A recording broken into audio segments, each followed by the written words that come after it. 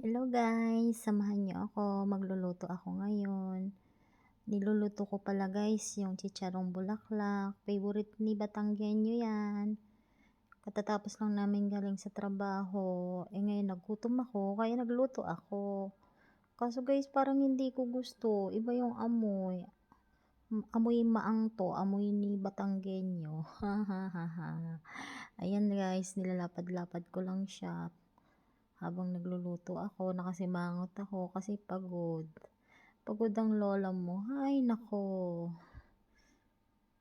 Tapos, ang ginagawa ko, nilalapad ko lang siya para naman maluto ng maayos. Medyo dami-damihan ko rin paglulutan yan guys kasi matakaw si Batanggenyo pagdating sa mga ganyang ulam.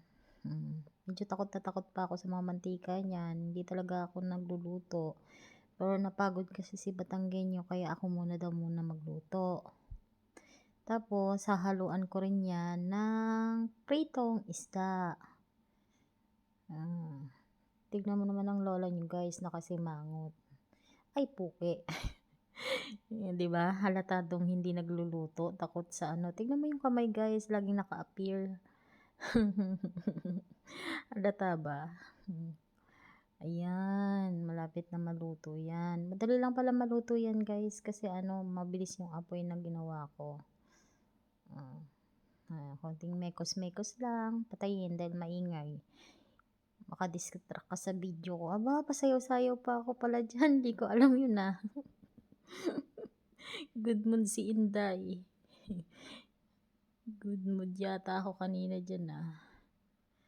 Pero pagod talaga ako niyan eh. O, tama na yan. Bukas naman.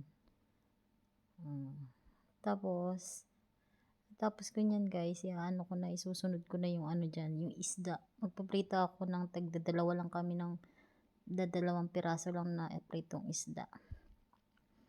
Para naman hindi lagi na lang ano, karne. Ikot-ikot, ikot-ikot. Tingnan mo yung mukha ko, nakasimangot. Ang lapad pala ng noo ko dyan. Ay, nako. Ayan na, malapit na maluto. Asus. Kakain na kami mamaya-maya.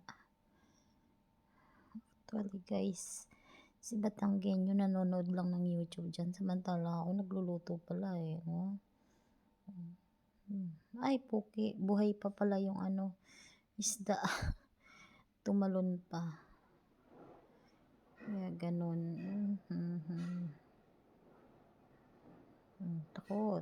Takot matalsikan. Mahirap na.